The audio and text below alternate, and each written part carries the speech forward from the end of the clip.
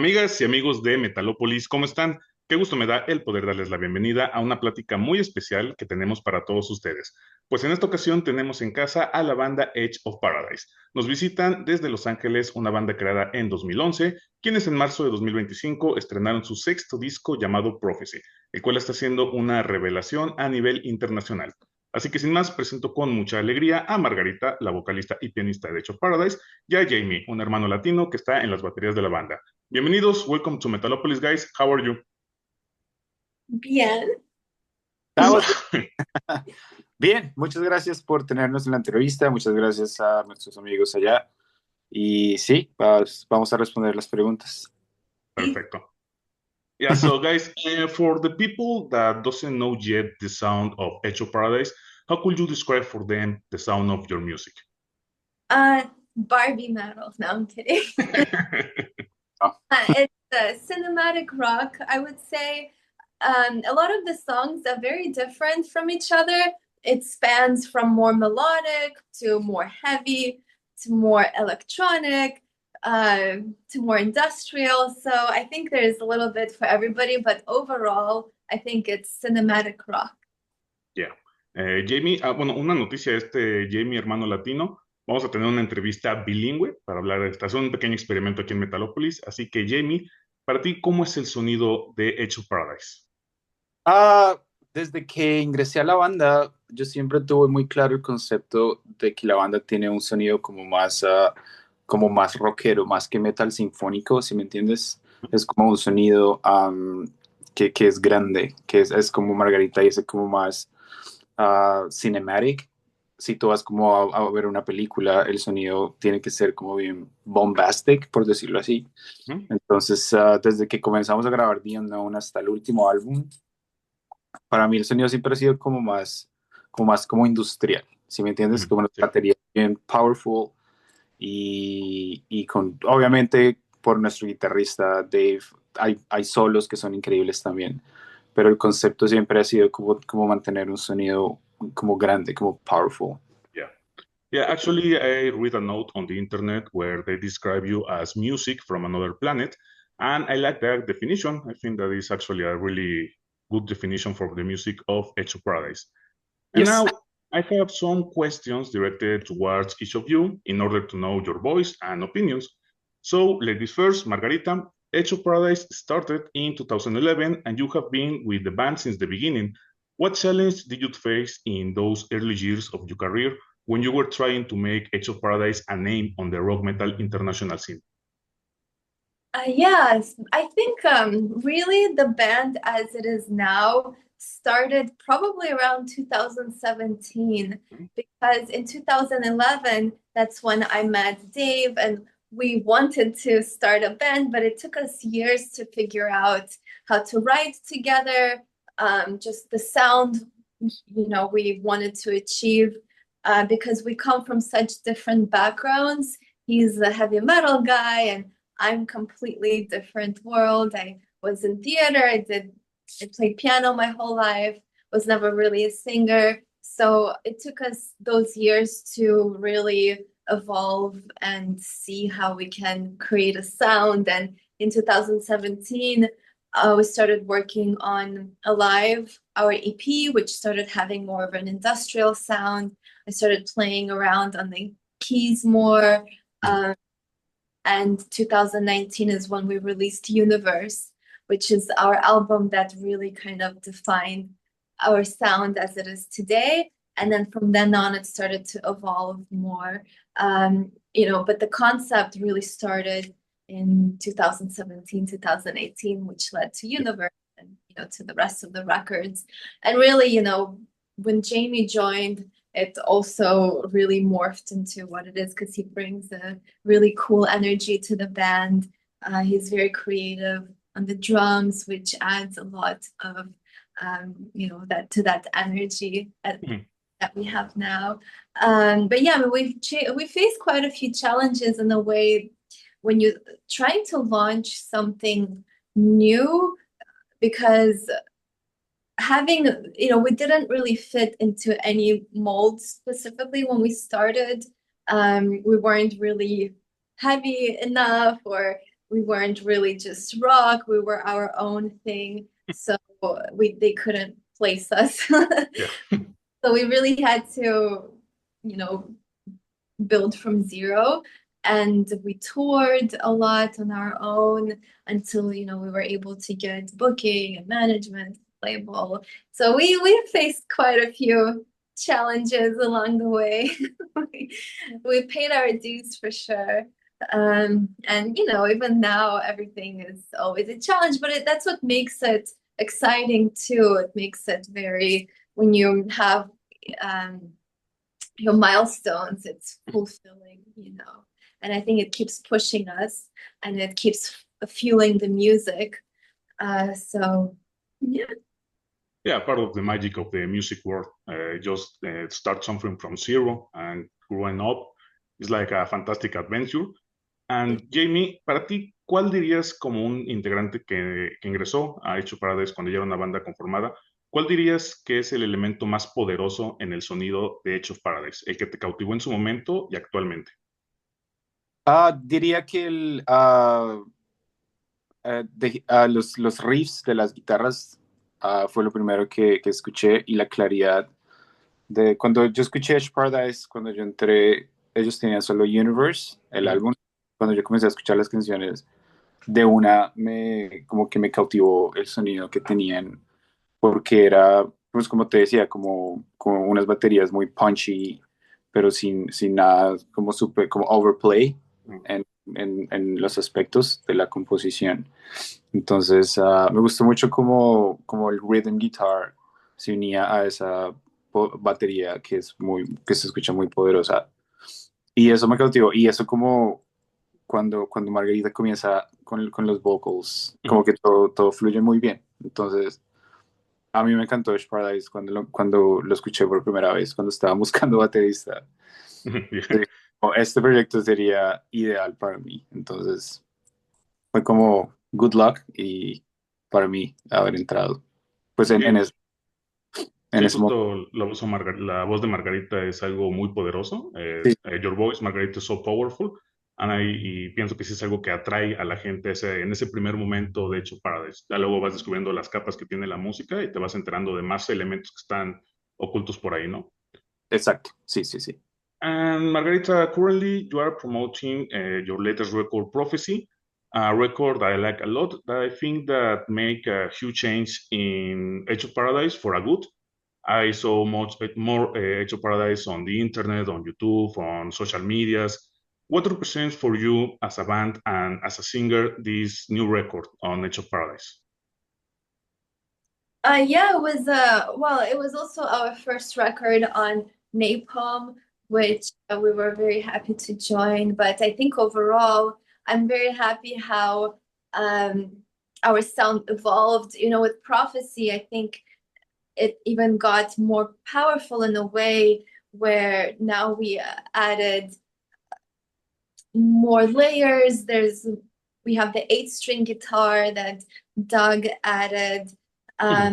The story, it's for the first time because there is a concept throughout all the records.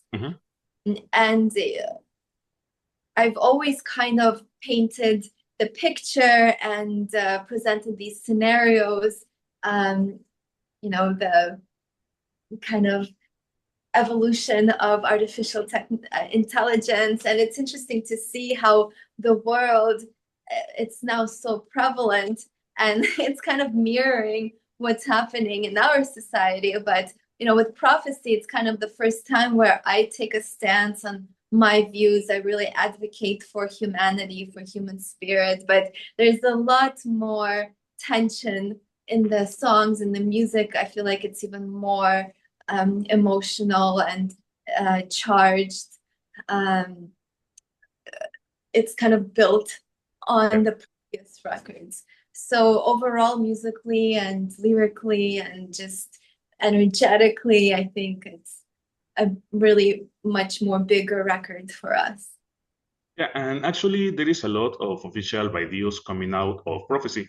What roles plays for you this visual side of music? How do you know which ones are the songs that need a video? Oh, I really wish I could make a video for all of them. I, we have quite a few videos now. For me, it's very important because I always wanted the band to be multi-dimensional. You know, I do a lot of art. Like every time we release a song, I release an art for it. Then we have the graphic novel that takes you further in depth, you know, of the stories of each song and just the record.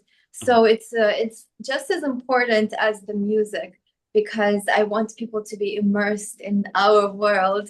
So, you know, of course, we do pick the first singles and we make the videos for those, but I just try to keep it consistent, you know, as the record is like we have more videos in the works.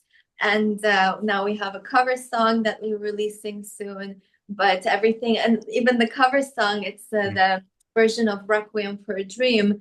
The original one is mostly an instrumental song, but I made lyrics to it that ties into prophecy.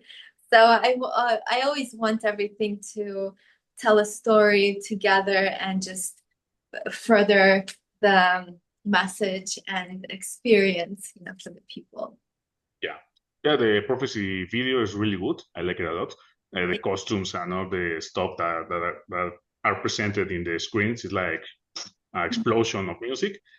And Jamie, actualmente, hablando un poco de esto de los videos, el mundo digital está sobresaturado. Tienes muchas bandas que buscan sobresalir en redes sociales, en YouTube, en plataformas de streaming.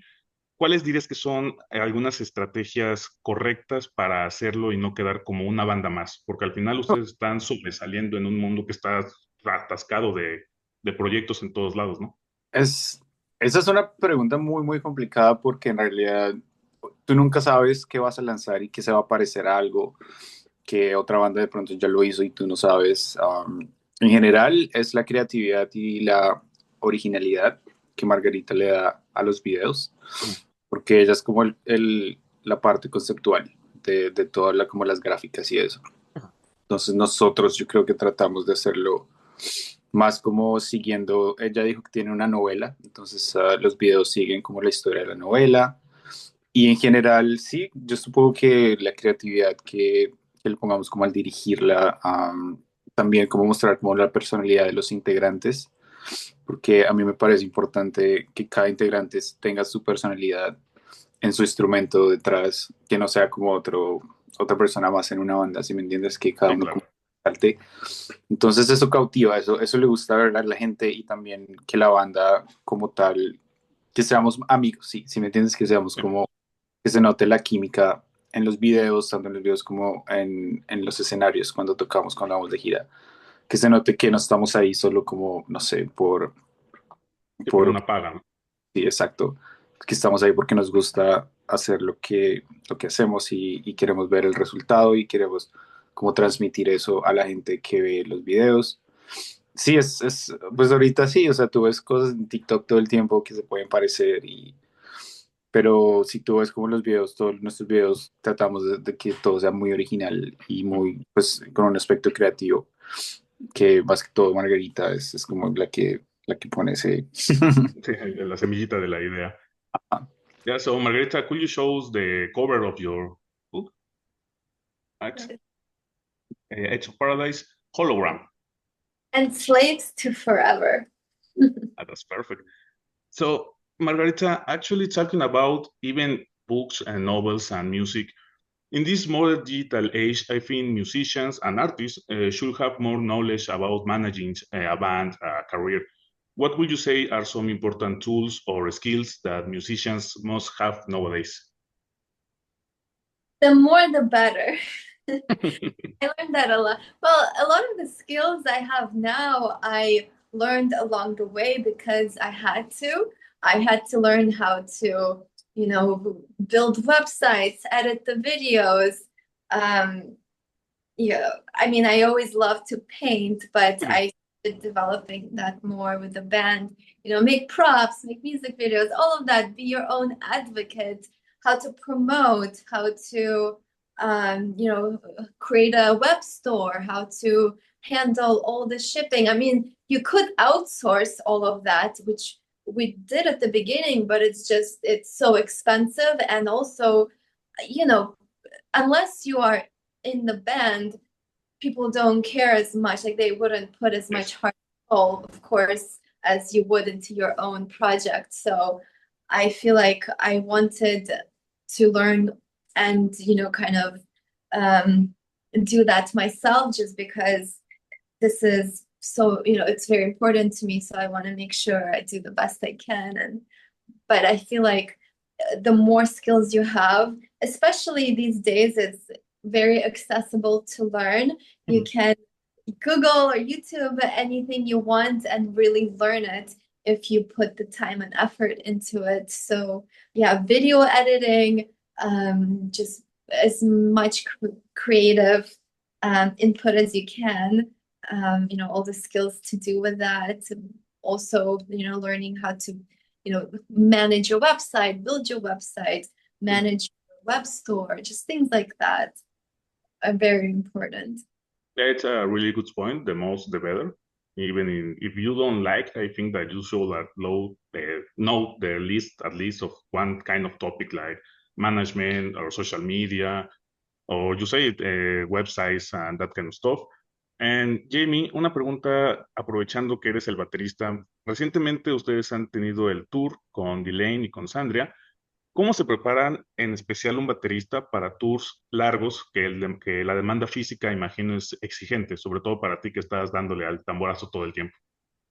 Sí, es complicado porque aparte del rigor físico que exige la presentación, yo diría que la parte más fácil es la presentación porque en realidad antes y después del show hay muchas cosas que nos toca hacer, como nos toca, apenas llegamos, ponle 2 p.m., toca entrar al venue, toca loading, todo el equipo, eso.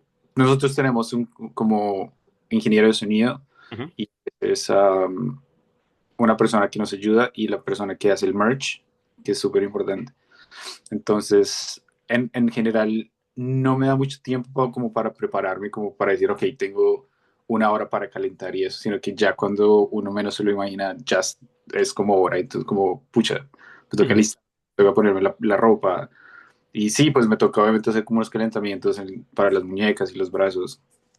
Y, y ya, entonces uno toca y sale el show y ok, entonces ahora toca desarmar la batería, toca empacarla, toca meter todo al bus otra vez y después toca ir al merch table a estar a estar con los fans y firmar cosas. Entonces, en realidad, la preparación, no sé, es como más mental, como uno tiene que estar como muy enfocado en lo que hace y ya cuando te das cuenta son las 3 de la mañana y estás en el bus, ya como se acabó el día y no tuve tiempo ni siquiera de comer bien o algo así. Entonces yo creo que un mes antes de los tours yo, no sé, hago como que me ejercito un poco más para crear como estamina y sí, como no estar como todo flojonazo incluso antes de los shows y eso, pero en realidad calentamientos normales, 5 o 10 minutos antes de tocar, como stretch los brazos, las muñecas. Pronto me tomaré una cervecita ahí como para calentar. Y, y sí, no, en realidad las giras con el que sea, con Dragon Force Lane, todas son como un día tras el otro y son muchas cosas que uno ni siquiera se da cuenta de que ya pasó el día. Entonces, sí, es más o menos un schedule bien riguroso. Margarita, talking about live presentations, you have performed alongside with Delane, Sandria, Symphony X, Firewind. What are the greatest learnings that you get on the stage with bands that have more career behind Edge of Paradise, but that you are making in that way, and you are gonna be the next ones that are called that big names on stage? Thank you. Yeah, it's always inspiring to play with bands, especially I remember we toured with Dragon Force and Amaranth too, and Delane, when we started the band, they were already, big bands that we've seen, and they inspired us. I remember our first time in Europe, we were playing a femme festival and Delane was headlining. And that was in 2017. So it was very cool to see, and then very cool that we got to tour with them in the States.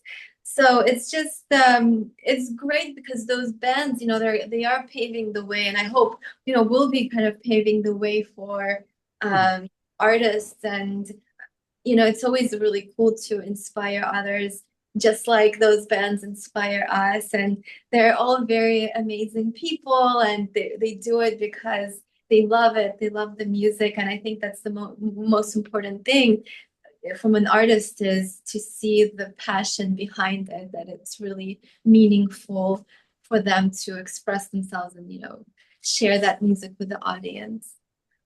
And actually, now with all of your years of experience, that you are now being the band that another your younger bands looks and say, "Hey, I want to play like them." What would be your advice for those musicians? Advice? Well, of course, I could give a lot of advice at this, but I think the main thing is, don't compare and don't try to chase trends. Don't try to copy someone, because it's easy to try to do what other person is doing, because you might think, well, if I do that, that's gonna get me to where I want to go. And it's really not like that. And it's also very, very easy to get discouraged by looking at what someone is doing and then seeing the opportunities they're getting. And then if you do that and you're like, well, how come I'm not getting those opportunities? Like, it's a different path for everybody. The main thing is to be true to yourself, to be true to what you want to say with your music, to what you want to express with your music. And because I feel like creativity, your own creativity, your own originality, it's going to connect to people, and it's going to pave the way for your own story, in the music, like in this world of music. But what I have to say also is you have to work very hard, because it's not an easy path. You have to make sure that you're ready to face the challenges. You always have a positive attitude, and you keep going. Because if you give up, then Yeah, never give up. Never give up. Yeah. Jamie, una de las preguntas más importantes, aprovechando que estamos con la oportunidad de hablar en español para que la gente también lo conozca de la boca de un integrante de una banda internacional. Actualmente, ¿cuál es la mejor manera de apoyar a las bandas? Como fans de la música, ¿cuál dirías que es la forma correcta? Porque sabemos que está el internet, que están plataformas de distribución, lo que quieras, pero ¿cuál es para ti la mejor forma en la que los fans pueden apoyar un proyecto como Edge of Paradise? Pues como dices, afortunada o desafortunadamente para nosotros en estos momentos, la mejor forma es que escuchen la música por Spotify y por YouTube, porque de ahí muchos labels y muchos booking agencies se basan en los números para conectarnos con proyectos más grandes. Entonces, usualmente eso nos enfocamos mucho en tratar de crecer los números.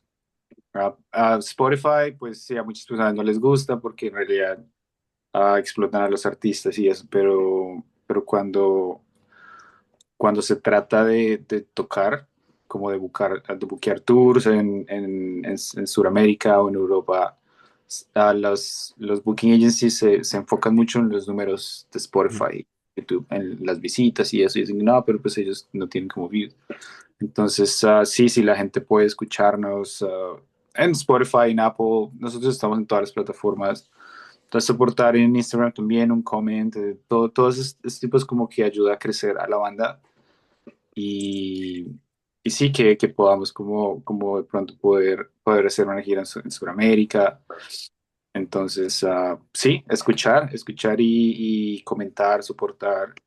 Y ya pues estando en la ciudad, no sé, comprar merchandise, porque Y ese es como el fuel que la banda usa para poder hacer los shows y los conciertos. Entonces, escuchar, comentar, si pueden comprar merch, comprar art a Margarita, que todo eso va como todo eso como que es el budget de la banda, sí, básicamente.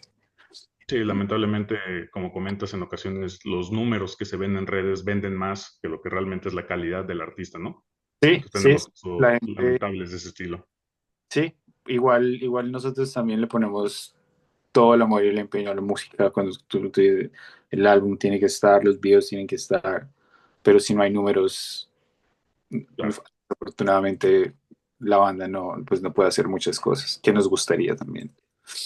So now, Margarita, talking about live presentations, how do you take care of your voice? I think that the voice is the most important instrument since it's inside your body. Mhm. Well, I'm always paranoid if I get sick on tour. Jamie always gets sick first. I So always I always get sick like in the middle of the tour, and I'm sick. So Margarita's like, stay away from me. Don't talk to me.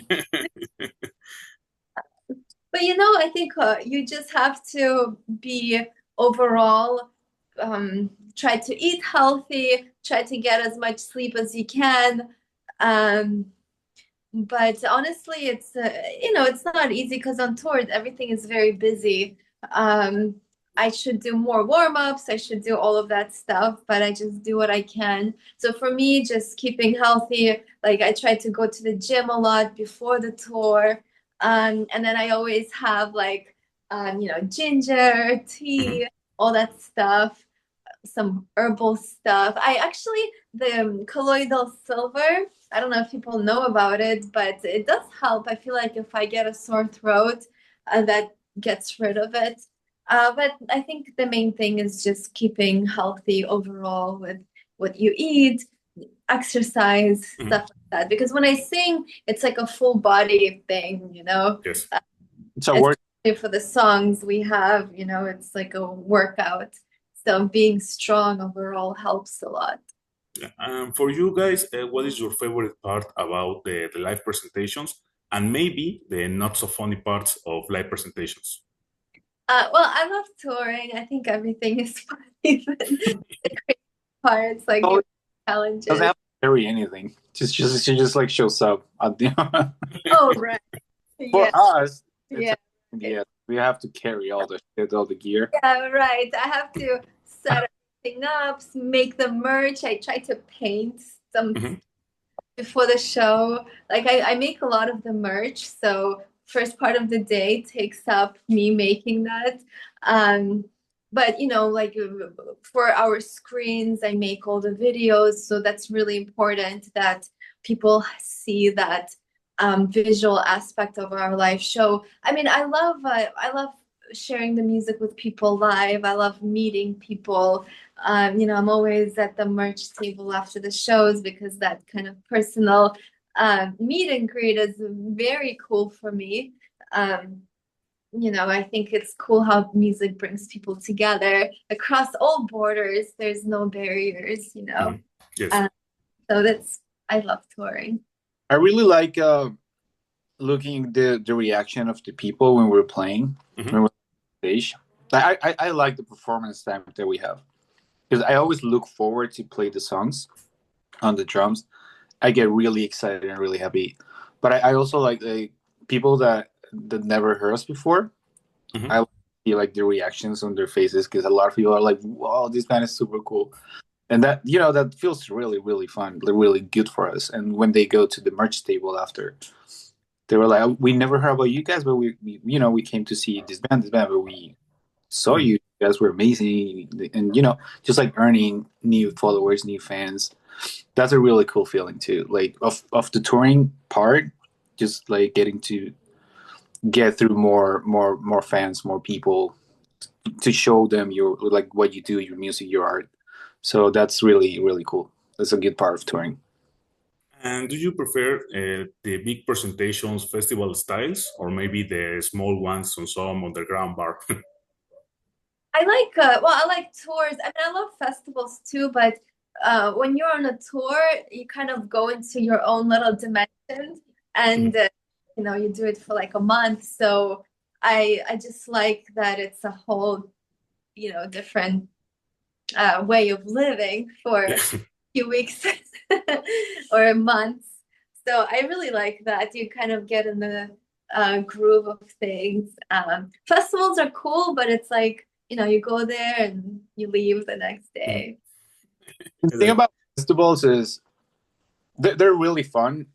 The thing that I like the most is like we have the chance to meet like artists that we like I never thought I'll met like in my life, and just go to see other acts. Like you do your show, and then you have pretty much the full day to go see other performers, you know, and like big bands, big like acts. So that's the cool part about like playing festivals. But as Margarita says, like touring, it's just like yeah, like a month or 2 months that you take off your normal life, and you just like jump in a bus with 12 people, and you just, you know, it is fun. It is a lot of fun, but it's also a lot of work. And yeah, I don't stay as healthy as Margarita because like she does all her things, but I, you know, I don't. That maybe that's why I get sick so much. But I like like being in the road. It's fun. Maybe like at the end of the tour, like you start like, okay, I want to go home. You know, this is enough. This is good. But it's always fun. Y Jamie, regresando al español, hablábamos con Margarita antes de iniciar la grabación sobre el pertenecer a una banda internacional en el sentido de que sus integrantes provienen de diversas partes del mundo, comparten herencias muy diferentes. Para ti, ¿cómo es esta experiencia de pertenecer a una banda con un núcleo internacional?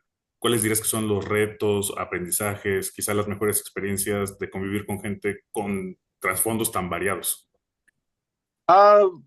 En realidad, yo creo que todos nos llevamos muy bien. Digamos, sí, Margarita es de Armenia o Rusia, pero lleva en Texas casi toda su vida. El idioma no ha sido como una barrera. A veces sí las costumbres son diferentes, como que alguien está acostumbrado a hacer otras cosas, pero tratamos como de respetar espacios, bueno, de no interferir en lo que la otra persona haga como en su día a día, en su rutina. Entonces, sí, es como más que todo respetar, o no, como decir, no, pero es que yo hago esto hasta ahora y tiene que ser hasta ahora, no, como tener como un poquito la mente abierta con respecto a que sí, hay gente que no solo si son de otros países, sino incluso de acá también. Sí, la gente hace cosas muy, pues, no como las hace uno, ¿verdad? Entonces toca respetar, toca ser muy, como te dije, como muy mente abierta con... Y lo mismo con uno, o sea, uno hace sus cosas y uno pues espera que la respeten también. Y a mí me gusta mucho conocer como la historia de Margarita, de dónde vino, de su país, los papás, lo mismo con Doc, que es de Brasil. Sí, como conocer y conocer las culturas y hablar como de sus casas y cómo nacieron, cómo crecieron y todo eso. Es interesante. Sí, sí, me imagino que debe ser gratificante culturalmente hablando, sí debe ser Sí, bastante entretenido, ¿no? exacto. And Margarita, for those people that are about to start to listening to Edge of Paradise, which could be the best song for start to listening to Edge of Paradise? Oh man, it's a hard question. Um, well, if you like heavy songs, listen to Death Note. Mhm. If you like more epic songs, maybe listen to Prophecy. If you like cinematic, listen to our song The Unknown, which is kind of one of our biggest songs. More electro, hologram.